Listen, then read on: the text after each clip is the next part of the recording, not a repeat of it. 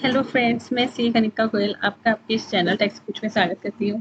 Friends, जैसा कि आप देख सकते हैं मेरी स्क्रीन पे जो वेबसाइट खुली हुई है वो है taxinformation.cbic.gov.in। इन्होंने एक नोटिफिकेशन इशू करी है 7 जून 2022, जो बहुत ही इंपॉर्टेंट नोटिफिकेशन है for the e commerce operators. आप चलिए हम जानते हैं इस नोटिफिकेशन के अंदर क्या है क्या नहीं है। ठीक है, वीडियो के एंड तक बने रहिएगा।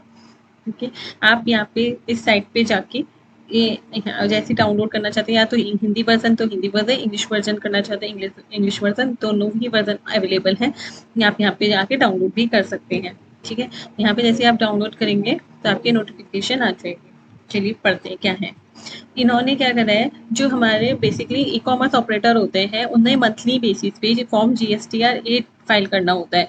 ठीक है, जीएसटीआर जो वो 8 फाइल करते हैं उसकी डेट होती है फॉलोइंग 10th, फॉलोइंग मंथ की 10 तारीख उसकी होती है। जैसे अब उनकी जून की थी तो उसकी जो जीएसटीआर 8 की लास्ट डेट, वो जो डेट है वो होगी 10 जुलाई। ठीक है, ये डेट होती है।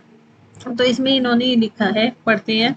इन exercise of the power confirm by the subsection 1 of section 50 rank with the section 148 of the CGST act 2017, the government on the recommendation of the council hereby notify the rate of interest per annum to be nil. उन्होंने rate of interest nil कर दिया है for the class of registered person mention in column 2 में जो ये person mention है उसकी regarding. आप पहली बार देखेंगे, हमेशा जब भी नोटिफिकेशन आती है तो स्पेसिफाइड क्लास के लिए आती है, कैटेगरी के लिए आती है या किसी स्पेसिफिक रिटर्न के लिए आती है, सर्कमस्टेंशियल होती है। बट पहली बार ऐसा हुआ है कि नोटिफिकेशन आई है और उस नोटिफिकेशन के अंदर आप देखेंगे जीएसटी नंबर दे रखे हैं। और ये हम देखेंगे कि जीएसटी नंबर किस किस के हैं, कुछ के हम एग्जांपल के तौर पर देखेंगे। तो जिनके जीएसटी नंबर मेंशन है उन लोगों को जो इंटरेस्ट पर एनम है वो उनका नील कर दिया गया है for the class of registered person mentioned in column 2 of table given below who were required to furnish the statement in form GSTR8 but failed to furnish the said statement for the month mentioned in the corresponding entry column 3। जो वो column 3 में जो entry है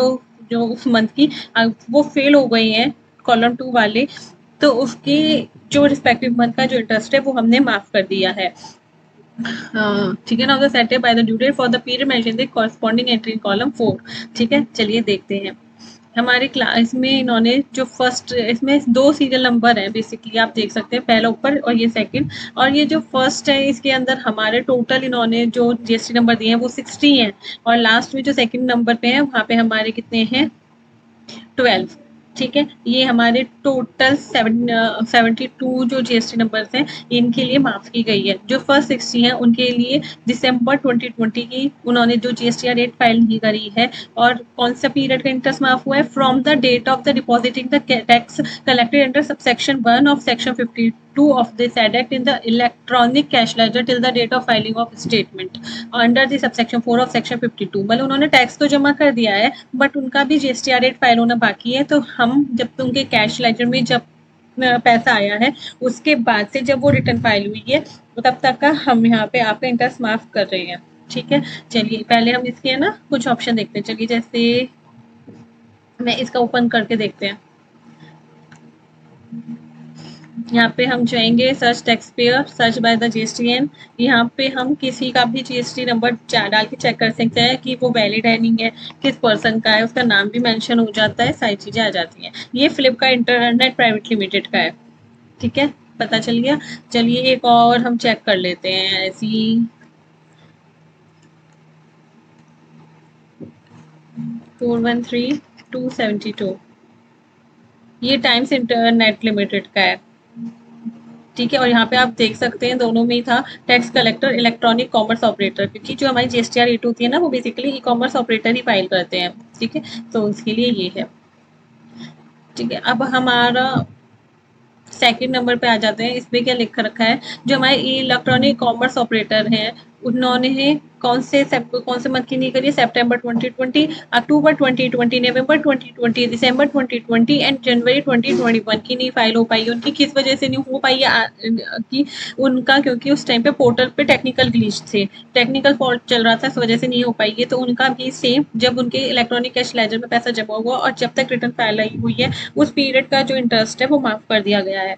जैसे यहाँ पे चलिए example के तौर पे इनका भी देख लेते हैं सेकंड कैटेगरी में कौन आते हैं।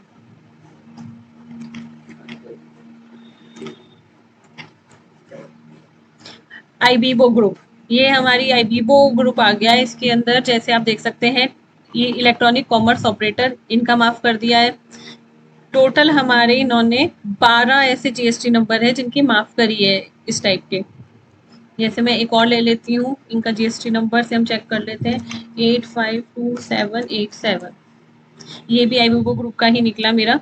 तो ये बेसिकली हमारे 12 ऐसे, देखिए जैसे मैं आपको है ना एक बार बताती हूँ, ये पैन जिनका सेम होता है ना वो सेम हमारे पर्सन सेम होगा। जैसे मैंने पहले भी ए एच का लिया था ये रहा, तो ये आईबीबो का था। अब मैं अगर सपोज ये दूसरा पैन नंबर का लूंगी, किसी और का निकलेगा, देखिएगा।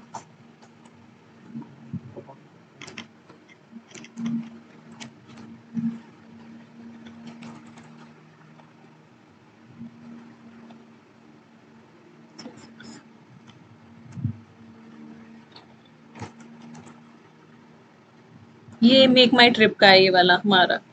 ठीक है, तो ये ऐसे पर्सन है जिनका हमारा रिस्पेक्टिव इनकी हमारी हुई है सितंबर, अक्टूबर, नवंबर, दिसंबर और जनवरी की। इनका इंटरेस्ट माफ कर दिया गया है। ये सबके ऊपर एप्लीकेबल नहीं है, लेकिन जिनके लिए है उनके लिए बहुत बेनिफिशियल है। ठीक है, होप सो आपको वीडियो पसंद आई होगी।